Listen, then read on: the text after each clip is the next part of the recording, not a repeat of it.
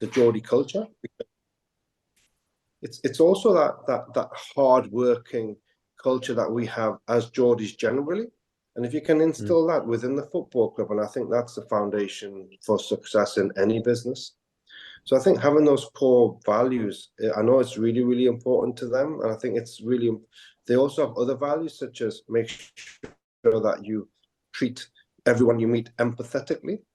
Because I feel that when you meet them, and I think, and I've spoke to the managers about that, and they've stated, well, you have to have values, and the character of the individuals is paramount. So yeah, I think those going back to your question, it's a long-winded answer, but I think elitism comes from being prepared to work extremely hard and having a culture of hard work, and I think that's the foundations of it. So I think you can create elitism from that, and I know what you mean in terms of, you know, let's have Mbappe and A, B, C, and D, but I think that's not the type of club or the team that Eddie Howe is looking to create. No, and I think that's kind of what I was alluding to. Was, you know, there's a strategy there, isn't it? At the end of the day, it's the right one. You know, bringing players through, developing them, rather than just going out and going, actually, let's have all of these, you know, 3, 4, 5 elite players. But I think what I was trying to get at was, and I think what you said was right in the respect of, you know, we have got probably 3 or 4 we would probably class as elite players, or at least coming up to an elite status, right? Yeah. Versus being in the Champions League, playing actual players. So, you know, when you see what we've done and what we've achieved as a team, and as, you know, as a group of footballers, it's magnificent. Yeah, of course. I think all that's happened is, if we have 1 or 2 more transfer windows, then they get another 2 more players and another 2 more players, and add to that strong base. And we all knew that we got into the Champions League a bit too soon, but I don't think it's done us any harm. We've learned, we've understood, we've enjoyed the experience. I think hopefully there's that learning curve, isn't it, at the end of the day, for everybody. If we get into it again somehow this season, I know for a fact next season will be a far better outfit than what we were this season, and give a much better account of ourselves. But I think we give a great account of ourselves, because those games were so close. You know, it's just we could be in the last 16. Just with 1 or 2 decisions went slightly differently, we would have been there. Good morning, Ammar. Hello, Ammar. We've explained to all the listeners that you're just a little bit late because you had a big night last night, out till the early hours, and I think the listeners are quite sympathetic, and they forgive you. Yeah, because I was driving you around, but it's because I had to come and pick you out after the rave that you were having. I hope you told the whole story, told the truth and nothing but the truth, so help you God. But yeah, good morning, everyone. Yeah, sorry about that. I was getting into the festive spirit of Christmas, and watching my dear daughter, 5-year-old, doing her nativity, and it was I was singing. I was sat there. Yeah, I was only because I've listened to it like 100 million times, right? And I knew all the words to everything, and yeah, it's that's what Christmas is all about. To be honest, it's all about the kids. Yeah. I'm a bar humbug guy, but anyway, what have I missed? Football. Yeah, we're just talking about the football, but just the culture of Newcastle United and the culture of organisations, and that work ethic and that hard-working mentality is so important in any organisation, really. Yeah. And then we've got Phil and Stephen on.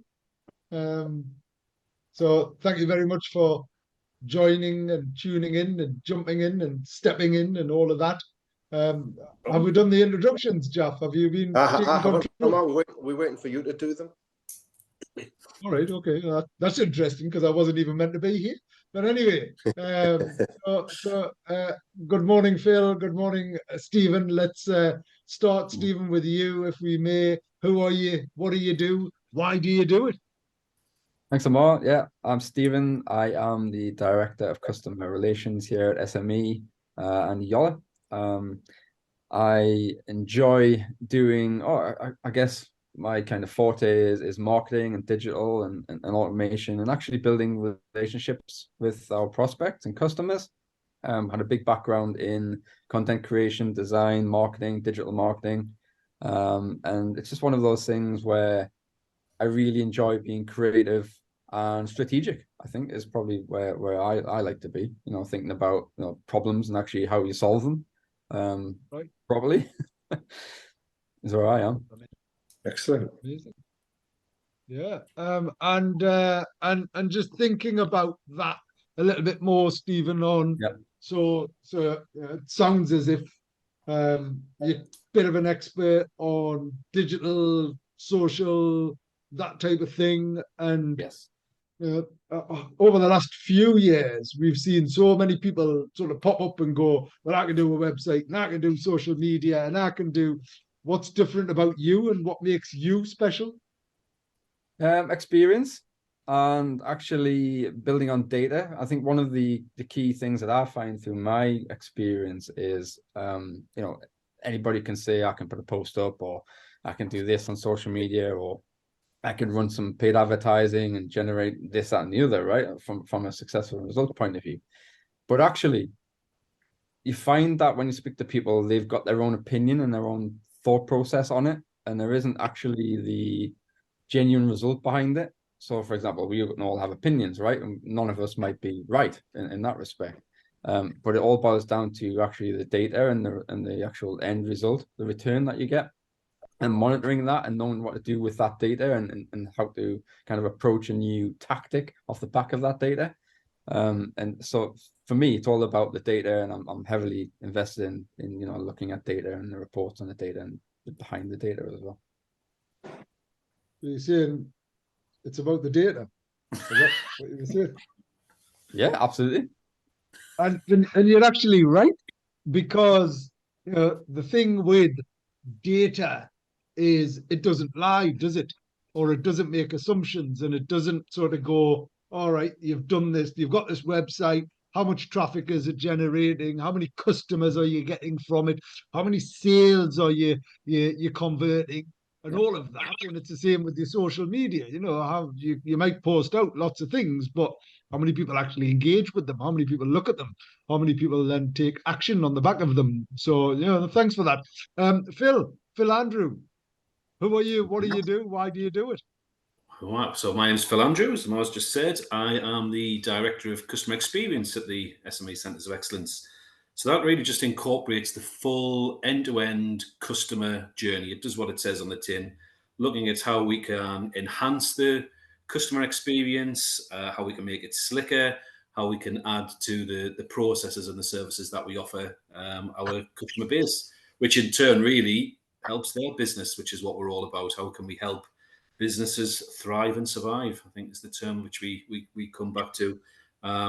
So yeah, why do I do it? Again, I've probably got a bit of a mixed background, because early in my career it was all about sales, and I worked in financial services, and then took a step out of that to go into like process re-engineering, lean, Six Sigma, systems thinking, that type of thing, and then put the two areas together to look at the full customer experience. That's when I moved into that type of role a number of years ago. So it just gives you a unique view of the world. You've talked about data there, and it's using that data correctly, understanding that customer experience.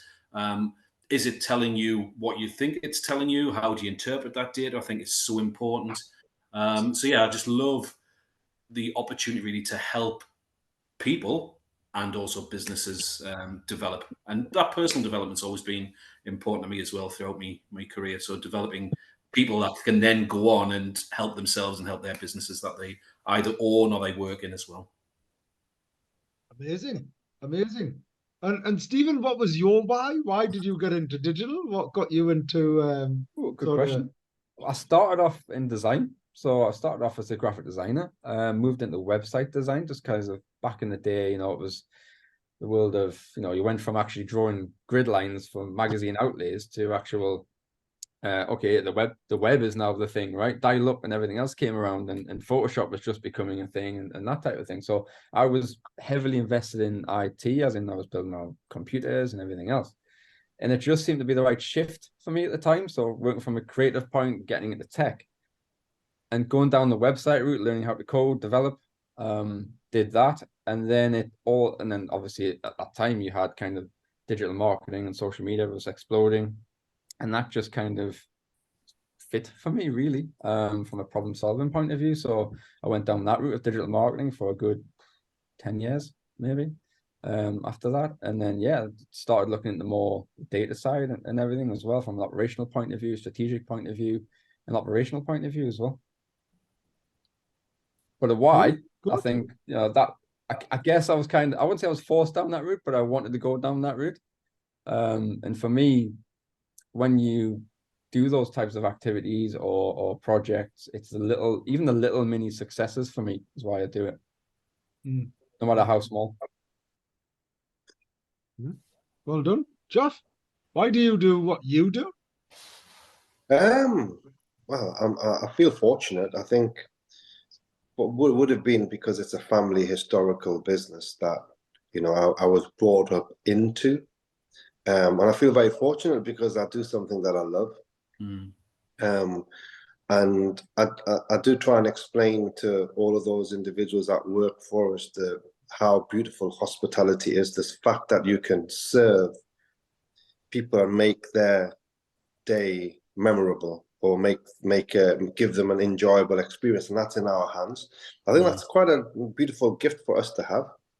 And you can look at it as a gift and be able to deliver that. And when you don't deliver, it means that your customer service you haven't fulfilled it. And that actually, if you have that ethos, then when you don't fulfill it, it's not a nice feeling. And we work very hard to try and give the best guest experience as possible. And we don't always get it right, but we always try our best.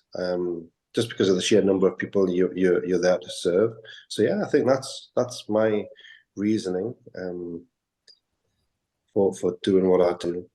Jalf, could I just ask, you said that kind of was a family thing for you, right? With the hospitality business. Was that like a conscious decision by you? Did you want to get involved in that? Is that something that you personally want to do for you? I think when I'm tagging along with my dad to his restaurant at the age of 11, I think it's just you just fall into it. I don't think it was a matter of choice at that age. It was just the thing that was done. It wasn't just me. It was all of our brothers and sisters. We're all involved in the family kind of business. We've all worked in the restaurants over the years from a very young age. And I basically took that path where I'm the only one that kind of took that path full time. The others are kind of solicitors and A, B, C, and D. So, but they're still all involved subliminally. They all come in and they all play their part, not of a big of a role, but it wasn't a choice. It was just something that I fell into it. But I'm very happy I wouldn't choose a different career path unless the only career path that you dreamt of as a kid was to try and be a footballer. But that was the if I could have an alternative career path, I would have liked to have been the first Asian England captain. Still time, Jalf. There's a big, hairy, audacious goal there, isn't there, Jalf? Yeah. So that was my dream, but I'm fulfilling. And who would you have played for? Oof. For Newcastle, I would have been. I was a number 7. Midfielder. I was the number 7 right on my school team. Beckham-esque. Yeah. Nice. Cool. Anyway, so Phil, you talked a little bit about what you do and whatever else, but actually, one of the I've just been to a school play. You heard me say that. Stood in the queue talking to some significant business owners in construction, in support, thank you, and things like that. And all I ever hear, and actually our own experience as a small business is costs, right? Sort of cost of living, So how much is your house bills going up? How much does food cost? I mean, food costs go up 30, 40% year on year, 30, 40%. In some extremes, they've gone up, some of the products have gone up 100 and odd percent, right? That's just an onion going from 17 pence to 70 pence, right? That's just like crazy, crazy. So you've got all of these inflationary costs. And then as a business or an organization, whether you're a radio station, whether you're a mosque, whether you're a restaurant owner, whether you're a takeaway owner, whatever it is, you need energy, right? You need utilities. You've got to pay for these services. And I must admit, because I'm quite guilty of this, right? It's just a pain in the butt, isn't it? Changing something, right? Yep. And I remember having the most horrific experience with one of my electricity supplier at home, right? So my son was born prematurely. It was January. He was in hospital for 6 weeks, whatever it was. Brought him home. Had to be on oxygen. Get home, and they've cut my electricity off. Nice. They cut my electricity off. Or gas. Sorry. Apologies. It was gas. So hot water, heating. We were fortunate to have electric underfloor heat. And I go, why have you done this? Well, because we'd done whatever else. I go, yeah, but I've been paying and whatever. Oh, we've made a mistake. Mm. So it had gone through all of this process. They just come and cut me off. And I was like, oh, well, we can't switch it. We can't come and uncap it for another few days. And then after that, they got billing wrong. They got all of these issues. Anyway, the point of all of this is, despite all of those issues, I still couldn't be bothered changing, right? Because it was still a pain in the butt. And I had every cause and reason to. So I suppose what I'm keen to understand is, because your sort of expertise is helping organizations reduce their costs, isn't it? Yeah. So what does cost reduction mean, and what does that look like? It probably means more than what people think, because you've got your underlying costs that any business have to pay, as you mentioned there. So you've got your utilities, you've got your water. Businesses invariably will have IT costs, telephony costs, waste costs, all of those variable costs. I'm sure every organization has a litany of these across their organization. So the first port of call is understanding what those costs are. Have you got somebody that's in control of them, responsible for them? Do you know what they are on a monthly basis? And I'll come back to that in just a second. But the second element of it is there's also a cost within the processes within your organization as well. So it's quite easy just to look at your costs and think, right, I can take this out or I can take that out. You've got to be so careful, though, that you're not reducing value. You are taking cost out and failure and not having a negative impact on either the customer experience, or you're taking value out of your business. A quick example I would just give of that before I get onto some of the costs themselves, where people can get it wrong. You see it all of the time, particularly with small businesses, where they'll say, I take cash only just because there's a cost incurred for a card payment.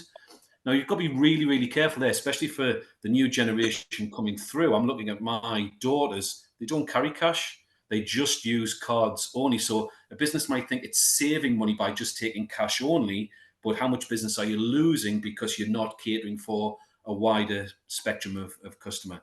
So really important, one, you understand your costs. Secondly, that when you're looking at reducing costs, that you don't take out things that are going to have a negative impact.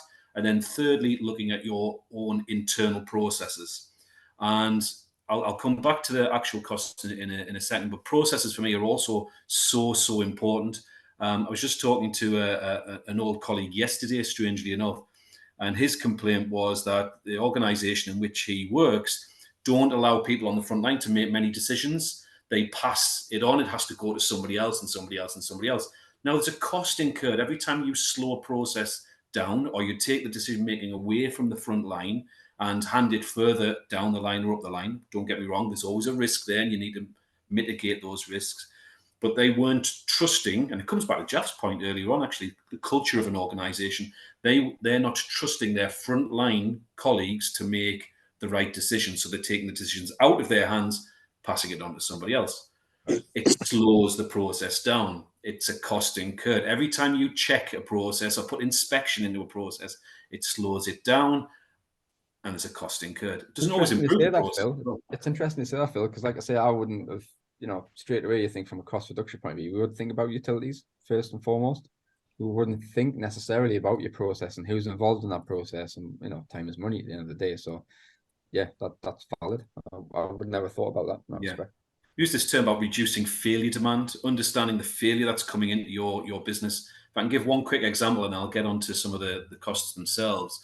I used to work for a bank, and we looked at all of the calls that came into the bank over a year. Millions of calls coming into the bank.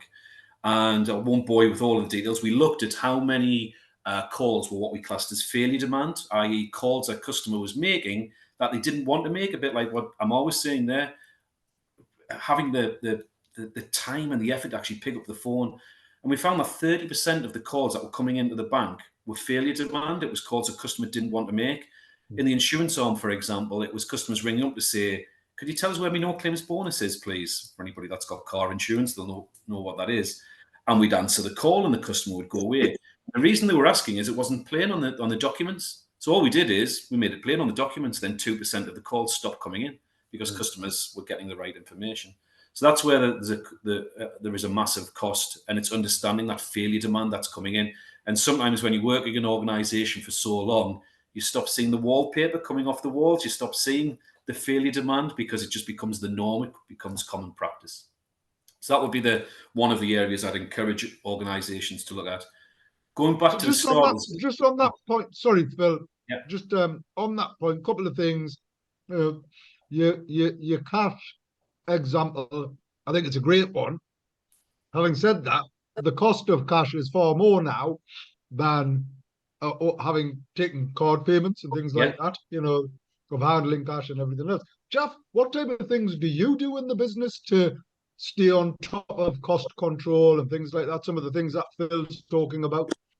I mean, we're working on it all the time. I mean, historically, in restaurants, only thing that used to be worried about is two things. Number one, right, the VAT quota's here, we've got to pay the VAT bill. Number two, the rent. And that's it. Everything else was minimal. The utilities never crossed your mind. Yeah. Never. It didn't, that was just, it's a part, what you mentioned there, Phil, that's just a part of business cost. It is a part of business costs, but the utility bills can make or break a business today. And that was never, ever the case. And that's a very, very real, I think that's a very serious situation that the country is in. It is. If I'm getting quotations for the next contract for gas and electric, and they're saying to me that it's going to go up by 100% or more, right? Let's say I'm paying 26 grand a year electric, and that was done by your people, Phil, a few years ago, at Great Annual Savings, right? And that contract's still valid. So it was good that I had a long enough contract as I possibly could get. But now it's coming to an end, and they're saying it's going to maybe go up to 60, 70 grand a year for an electric bill. Now that's outrageous. That could close down our business. And that's a real worry for me. Now, Ammar's point, yes, we can look at many things as possible, cut the labor cost, cut a few pennies here and put the lights up here and do this and do a little bit, look at the food costs and, make sure you're lean on every single thing. But regardless of how lean you are and how meticulous you are on sending people home on the flexi contracts, and we do all of those things. We look at our suppliers, we beg and plead with them to keep the prices low. But I don't think, for me personally, and it's not all doom and gloom, but I just feel that no matter what we do, if you're hit with a 150% utility cost, no matter what you do, you can't legislate for that increase because that increase is not in your hands because that's the market rate. So how are businesses supposed to accept the situation that was brought upon us by the government. Yeah. It's brought upon us from the Well, leaders. it wasn't. I mean, you can. Well, You it can is suggest because it is opinion, because anyway, ultimately we're not getting into politics, right? it's There's not nothing we it's can not, do about that, it's not right? All politics. right, you're cancelled. It's not politics, but it is the government are responsible for the economy, and their decisions have an impact on our day-to-day business. The government's responsible. I mean, I'm not saying that it's wrong, but there's a minimum wage increase, which is going to be going up by 10-12%. Now, the government's responsible for that, and we have to adhere to what the government policies that they introduce. And, they feel that this is the right way to go about it, but I'm just saying that the direct impact it has on us. Yeah. Yeah, we've seen that a lot, and I echo what you've said there, Jeff. I think those that were lucky or had the foresight a number of years ago to lock in over a long period of time like you had. If I can chuck some numbers out there, you're probably paying 17, 18 pence a unit for electricity at that particular point. Now what we're seeing, the market has softened. So we're at a 2-year low, but you've got businesses that had to take out contracts last year that have seen a huge increase, more than double at times of their energy and gas contracts. So there's a number of things that we would encourage all business customers to do. One, it's looking at, again, the time frame, 1, 2, 3, 4, 5-year contracts, and understanding the costs of them all. Also, when are your contracts actually due up, and giving yourself plenty of time to make that decision.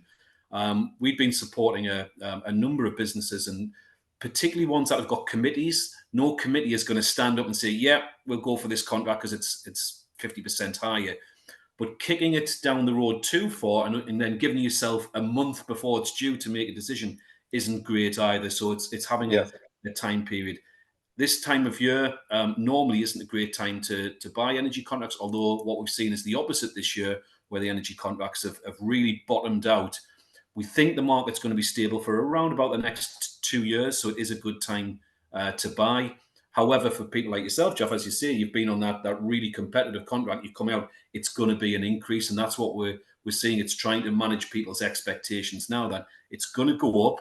What can we do to mitigate against that? And you say you're cutting all of the bits away. Can we use technology? Is solar available for certain businesses? Voltage optimization, monitoring and targeting. So there's a number of technology pieces that can support that as well. And then getting somebody you can trust to look at all of the contracts as well, because it's still, as going back to Ammar's point, it's not a great industry itself. It's unregulated for businesses. It's getting better, but it is unregulated. And it's just important that you've got that trusted professional that can support you through that buying process. I think that's and key. Phil, is that something that's within your remit? Are you doing that for some of your companies that you're involved in? Through the SME Sense of Excellence, we're offering that advice to customers. As I say, we're supporting a number of organisations and strange enough. I mean, Jalf, sorry, just part of one of the things as ABC is a not-for-profit social enterprise is concerned about is all of these issues that are affecting all of our stakeholders, our members, our supporters, and equally picking up on Phil's point that trust has always been a big issue, and the amount of utility brokers and all of these type of people who sort of came along, signed people up to contracts. People didn't know what they were getting into. Before they know it, they signed up for years, nothing they can do about it, and they're obligated because they've signed a contract, right? And so the industry's been quite damaged, and we thought, how can we help people, community, people like your good great self, people like organizations? How do we support them, and how do we guarantee the quality of the advice, right? So for that individual, and the way, obviously, to do that was to take someone like Phil, who we've worked with for years, who we trust. We know he knows his onions, and it's not just about, I mean, you've just heard him there. We didn't even talk about gas or electric or water or anything like that.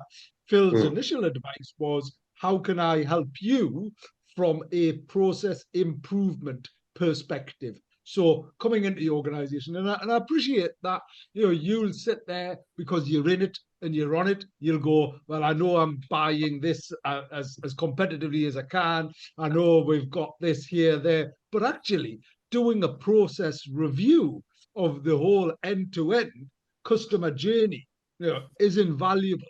Because you may, staff might be going down the stairs when they should be coming up the stairs. Even simple adjustments that over a period of time. If you look at DHL and whatever else, they stopped taking a right anywhere or a left anywhere because they realised that their trucks sat trying to cut across the traffic would cost more than if they just simply routed left-hand turns or right-hand turns, depending upon what country they're in, and it saved on the energy, it induced the efficiency, and they were able to deliver more packages. Now, had you asked any owner around that, or had you asked any driver, they would have gone, because that's just normal driving. Everyone has to cut across traffic when they're going places. But by adjusting these, making these minute things, British Airways took out one olive when they used to serve food. They took out one olive out of their starter, right? Because they used to serve olives in certain classes and whatever else.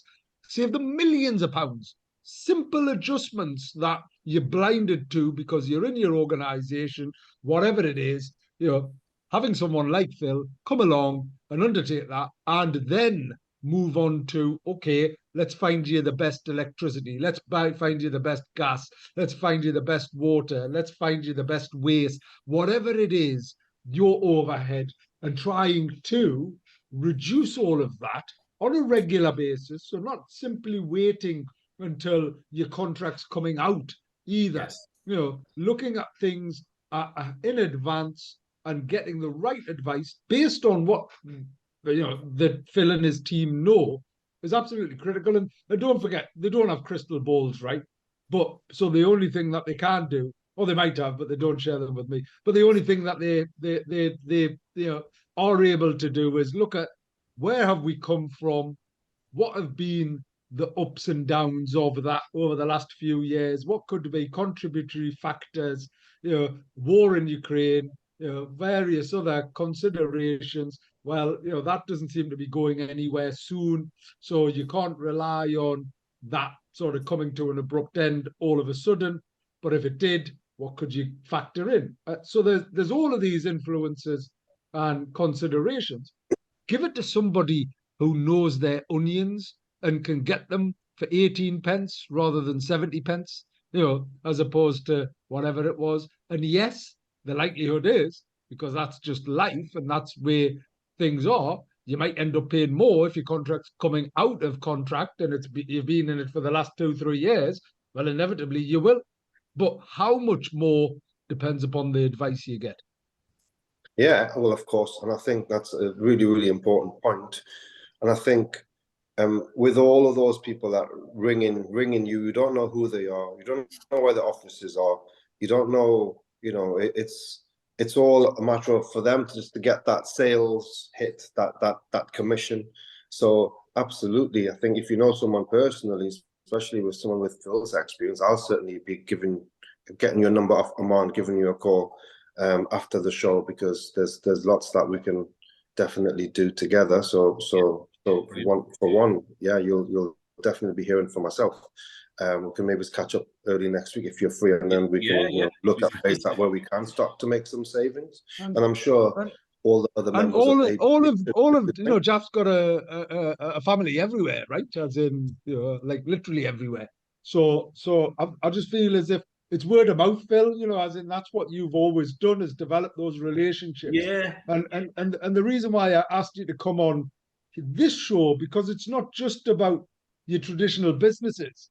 It's about mosques. It's about gurdwaras. It's about temples. It's pretty much anybody who's using any energy, right, needs to have a word with Phil. Absolutely. And I think those listening, if you, as opposed to thinking, right, where shall I go to try and get a better deal on energy? Because who are you going to go to? Are you going to ring up the operator themselves? Because I can tell you my journey. I've still got the one or two contracts from the previous company that you were working, and I've had exchanges and messages, and they're still involved in the same field, but they've kind of gone independent.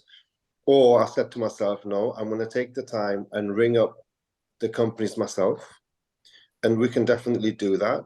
But then you have to go and find the right channels, and you have to spend the time, and but then going to an expert that you trust, who's going to be able to understand the going rate in the market and be able to look at alternative suppliers for you. But it must be done honestly, with trust, and in the best interest of the customer, and without making a big fat commission on the end of it, because and commission by the form of taking up that rate and making that rate higher, which is what I understand happened.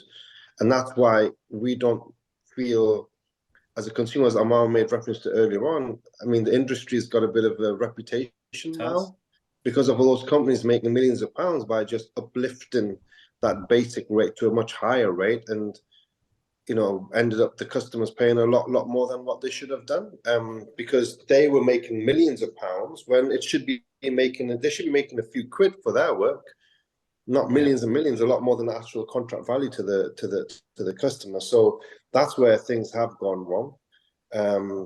But I'm sure if it's done, I think it's about transparency as well, Jalf, because I think there's been some changes in the industry, as I understand it, Phil, as in regarding there's regulations starting to take on, which is great, and coming from the financial services background where that was prominent across the entire industry, it's about time. So commissions should be disclosed for the majority of businesses, so people are aware what they're getting into. I don't think many businesses are aware of that, Phil, as in that regulation. They still did. And there's a lot more support as well, particularly for micro businesses, their ability to go through the ombudsman and things like that. I'm supporting a small butcher's, strange enough, down in Spennymoor, who've been a victim of some of the things that Ammar was talking about. So hopefully we'll be able to help them in the next few months. Not a great story, but it's that trusted professional. Again, I'll keep coming back to that. It's all about having somebody there who you can rely on. And I always say to my team, you've got to be useful, because on the negative, bad business will always come back and bite you in the backside. Good business, and we shouldn't be afraid of sales, and that the word sales should always lead to more sales, because people should recommend you. And that's where that network and ecosystem should branch out. So that's what we pride ourselves on. And if we can provide that through what we're doing here, then that's great, and it can only help businesses in the area be better. Excellent. Yeah, and obviously, Jalf, regardless of previous relationships and arrangements and activities, the reason why we as ABC and SME Centre of Excellence are sort of have partnered with Phil is and to take the lead on this is because we trust him implicitly. And to give you an example, so yes, you can ring up yourself, but our bill here in the centre, so our contract came to an end, and God, how I wish I had signed that 50-year contract when I was offered, when I wasn't offered it. But hindsight's a great foresight, right? So our bills here for our business centre has gone up threefold, so 3 times, so 300%, right? And actually, we rang up the company that we had, and they said, all right, they actually sent us, you can do this, whatever it was. And then we, investigated a couple of others. And it was funny because it was only when Bill and his team contacted the same company did they get a better deal for us. So those deals aren't available direct to consumers. Which is I actually then went back and says, listen, I can get this from a broker. Why can't you give it to me? As in, that type of conversation, and relying upon Phil to deal with it, because it was just how much time it takes and how stressful it becomes and how many phone calls do you sit in. And in fact, they have separate channels and separate tracks. So those unnecessary phone calls that Phil was talking about. Well, it'd be amazing if there was actual people that answer the phone at times in a lot of these places and spaces, and where you got through to the person that could actually help you, as opposed to computer says, no, sorry, I'll have to transfer you and queue times of 5 hours and 64 minutes. Gosh, I'd love to see the study of how much time we now waste in a call queue. There's an organization I've been ringing for 3 weeks now, 3 weeks. And the message that I keep getting is, sorry, our phone lines are too busy. Try again later, or check out online, right? Yeah. One time, it actually said the queue time's 30 minutes. If you want to wait, you're welcome to, or we'll call you back and you won't lose your call in the queue. And I go, all right, well, I don't want to sit on this for 30 minutes. I then ask for a call back. The person calls me back, takes me through, and she goes, all right, okay, great, I'll transfer you now. And then transfers me to a person without introducing me. And that person goes, I'm not the department you need to talk to. The person that you actually called you back was the person. But I go, well, all right. So I get that person's name, who I shouldn't be talking to, but the person who called me back didn't give me her name, or their name. Sorry, being politically incorrect. And anyway, point is, save some of your sanity, save some of your costs, and save some of your life by using someone like Phil. Anyway, Phil, you were in the middle of talking about something. Is what you were doing. I've lost my train of thought. I'm interested in what you were talking about there. I'm just wondering whether that had something to do with your TV, because I've had something similar. Been sat in the queue for the last few weeks, just trying to change something and just finding it absolutely impossible. This is where, again, organizations, when I started talking about processes, thinking that they are enhancing the customer journey. If you go back probably too long, 20, 30 years, it was easy, wasn't it? You got through, you spoke to somebody, and then we introduced IVR systems and press this and press that. And it in fact, is the customer journey any better now than it was 20 or 30 years ago? You've got to question that. Crazy. What upgrade? Were you trying to get channel 888 or whatever it was? Trying to... I was trying to cancel my daughter's iPad that she's been paying data. Oh, right, okay. Sorry, I thought you were after a particular channel, like that you can only get through at a particular. So very curious story.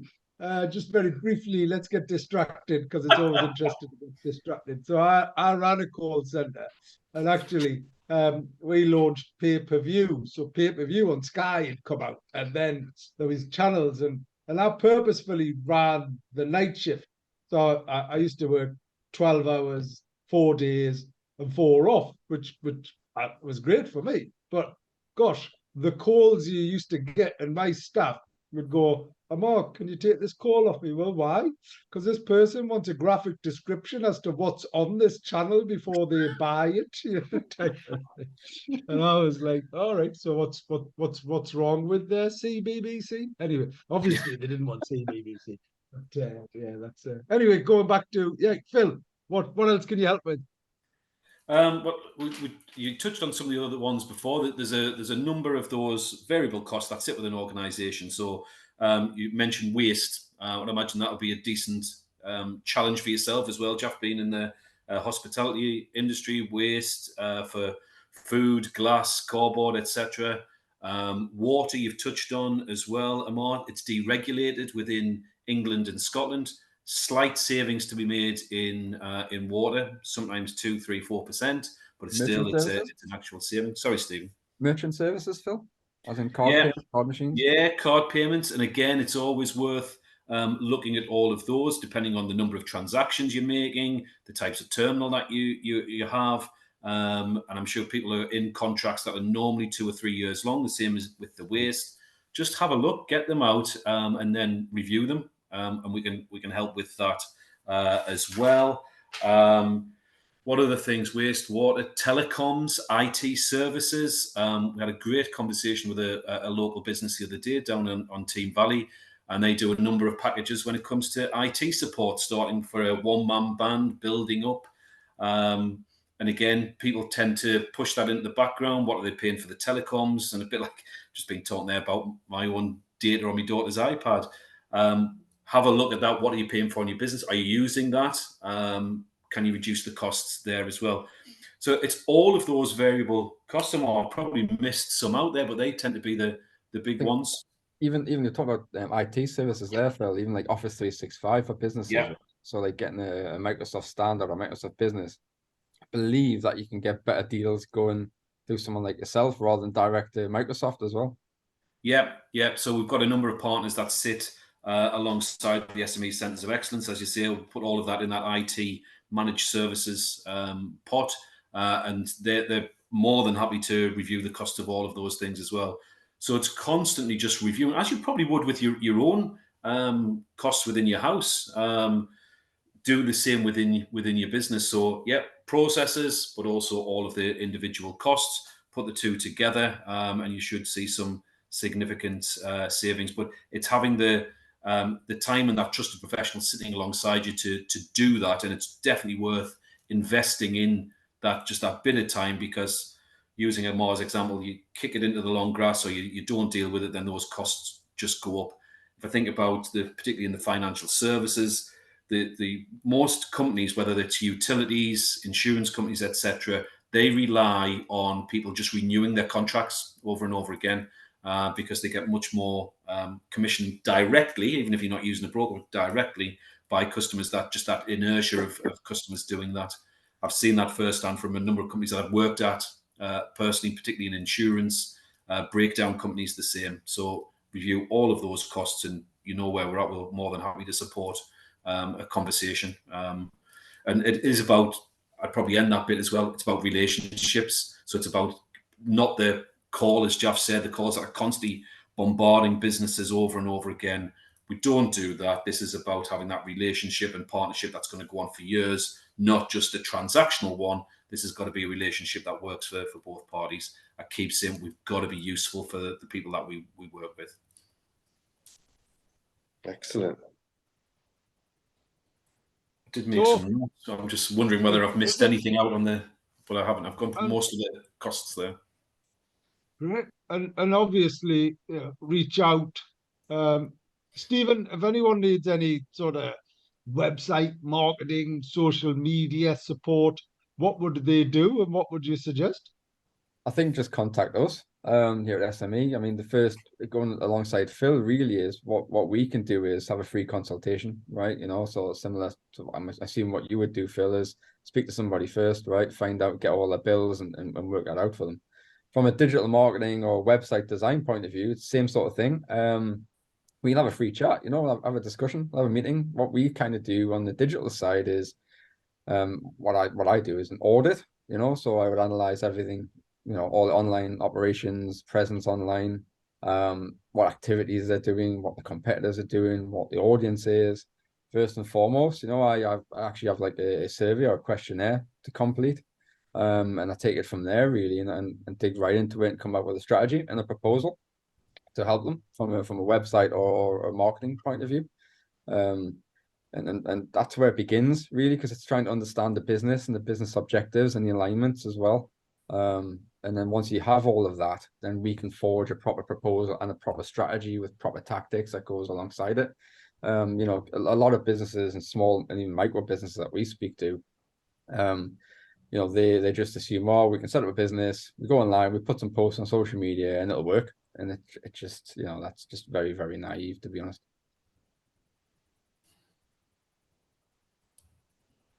So yeah, so I think the first step for, I guess, from a marketing point of view, and for you, Phil, from a business cost point of view, is to contact the SME Centre of Excellence, have a free conversation, free audit, you know, free consultancy, and we can take it from there with trusted individuals and trusted business. You know, that's what it's all about. Is trust. Jalf, what's the plan? Black Pea Friday, Black Eye Friday. Well, That's next Friday anyway, isn't it? that's It's next next Friday. Friday. I'm where we're going to give everyone a black eye that I come across, but I'm not today. I'll have to get ready for it next week.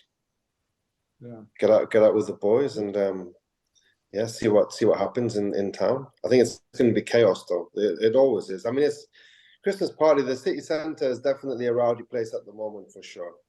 You get all the executives letting their hair loose and causing chaos in probably most restaurants. Right. Amazing. Yeah. Good. That's what it's all about. Yeah. Wonderful. Okay, we're coming up to the end of the show. We've got a special podcast that Spice FM have organised. Steve Rawlinson and Atul Malhotra. So that's happening at 11. Next week we'll be back with a Christmas special. Jalf may even venture into the studio with our Christmas jingle jangle and all of that, whatever that looks like. And if you are celebrating this week, whatever it is, enjoy yourself. Couple of things. We've got an event, the Inclusion by Default event, happening on the 25th of January to help make our region the most inclusive region in the UK. Reach out, check out abconnections.org website for more info and details, or follow any of the social media. And hopefully you can get involved in developing the strategy that will transform our region, making it a more inclusive, trusted and safe place. I'm Ammar Mirza. You've been listening to Ammar and Jalf. Who? That was a bit of a squeaky voice. Jalf. Jalf. Yeah. I don't know if I've... We're from Jalf live on Spice FM with our special guests. Stephen. Phil. Hey, excellent. We got there. Obviously, this is all very scripted. But until next week, it's goodbye from me. And goodbye from me. And myself. See you next week. Take care. Thanks, everybody. Bye. Bye-bye.